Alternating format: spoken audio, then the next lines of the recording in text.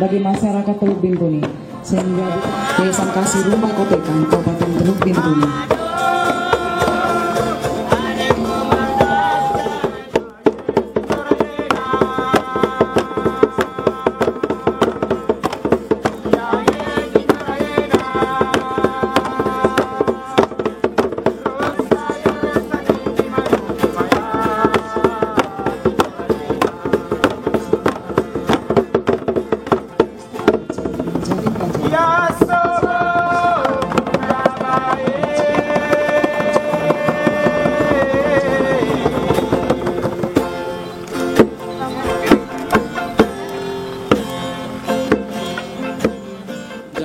Papua yang putus sekolah, tapi juga suku-suku lain yang ada di tanah Papua hidup berdampingan dengan kita.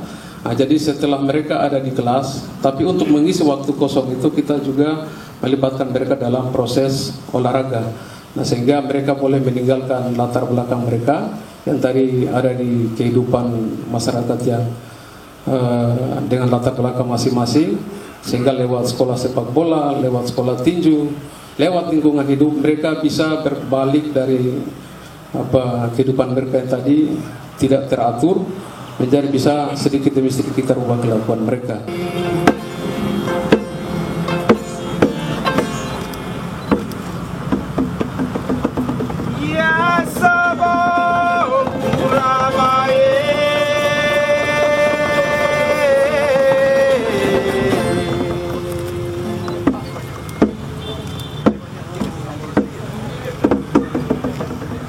Shalom, Assalamualaikum warahmatullahi wabarakatuh.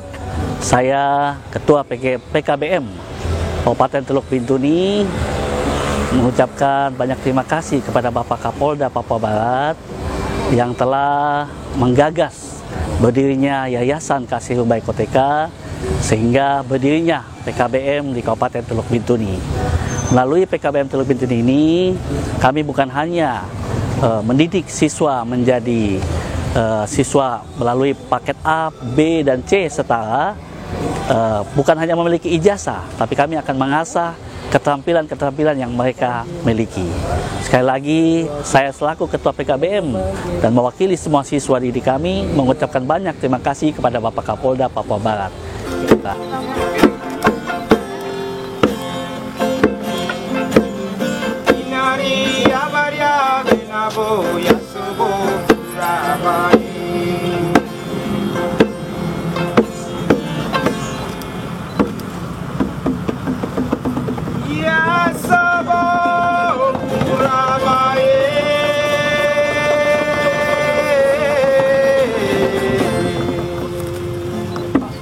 Ya, kita setiap tahun itu ada tingkat putus sekolah dengan berbagai alasan, mulai dari tingkat SD, SMP, SMA, bahkan sampai perguruan tinggi.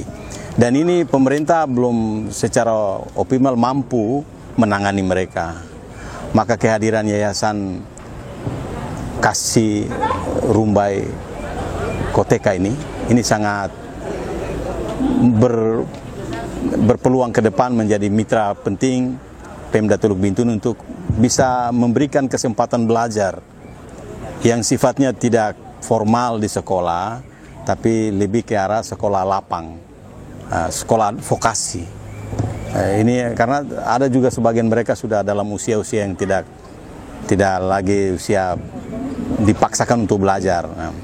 Karena itu sangat berterima kasih atas ide yang disampaikan oleh Bapak Kapolda Papua Barat selaku pelindung dan penggagas ya, Yayasan Rumah Koteka ini bisa berkiprah di Papua Barat, lebih khusus Teluk Bintuni. Ini sangat kita harapkan kan ke depan kehadiran yayasan ini akan menjadi mitra kita, mitra Pemda Teluk Bintuni untuk membangun ya sumber daya manusia Teluk Bintuni yang lebih maju. Yang punya keterampilan, tidak hanya punya ijazah formal, tapi punya keterampilan-keterampilan sesuai dengan bakat-bakat mereka yang ada.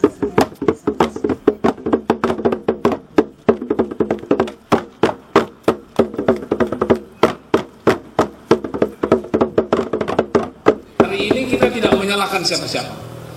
Kita tidak dalam posisi menyalahkan ada orang yang salah, tidak. Tapi hari ini kita mau menunjukkan begini, apa yang bisa kita lakukan terhadap persoalan ini.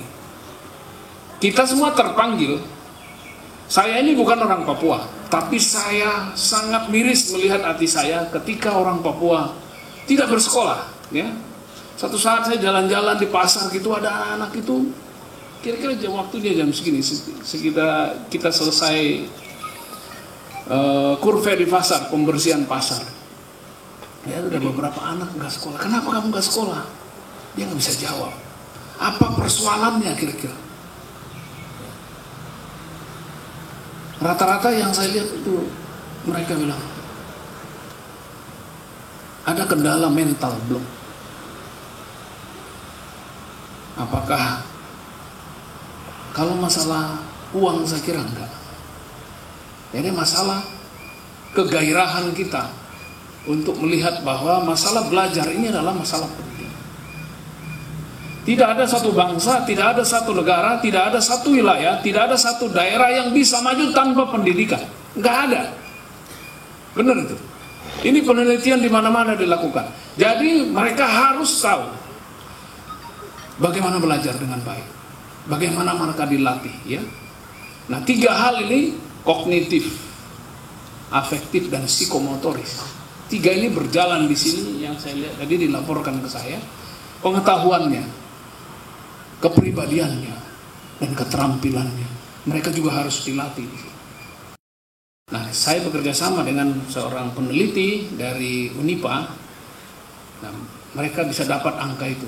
Ada 69.988 anak putus sekolah di Papua Barat, termasuk Papua Barat Daya. Waktu itu belum ada. Saya bilang kita bisa adakan apa? Oleh karena itu, saya bilang kita harus lakukan sesuatu. Saya bilang sama Dirbimas, kita harus lakukan sesuatu agar Papua ini bisa maju. Tidak terdengar hal-hal yang mereka yang jeleknya saja. Kenapa mereka terdengar yang jeleknya? Karena mereka tidak dididik dengan baik. Oleh karena itu, saya bilang saya harus turun tangan. Kita harus bersama-sama melihat aspek pendidikan ini menjadi aspek yang penting. Bagaimana kita bisa maju kalau anak-anaknya ada 70.000 orang tidak sekolah, putus sekolah dengan alasan saya nggak tahu alasannya apa.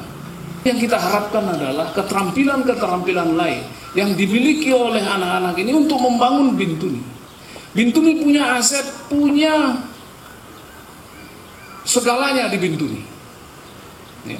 Aset Bintuni adalah aset yang luar biasa yang mungkin tidak dimiliki oleh kabupaten-kabupaten atau wilayah-wilayah lain.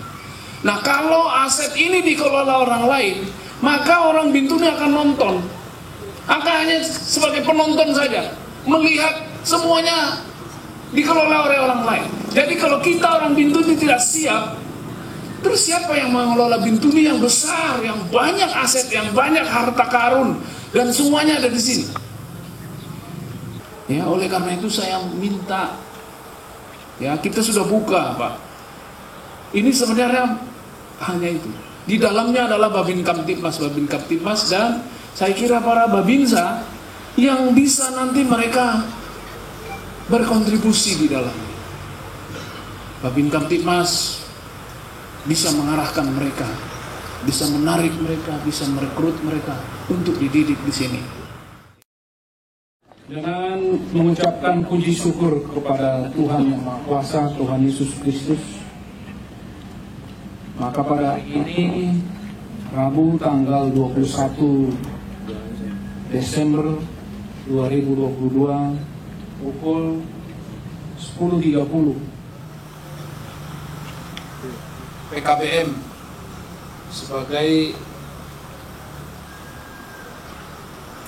wadah pendidikan dan pelatihan pengembangan anak didik, peserta didik di wilayah Bintuni dan sekitarnya yang berada di bawah Yayasan Kasih Rumbai Koteka dengan resmi saya nyatakan dibuka. Ya, kita pegang sama-sama. Ya, kita berikan aplaus sekarang sementara pengguntingan kita oleh Bapak Kapolda dan semua tamu undangan yang hadir didampingi Bapak Bupati.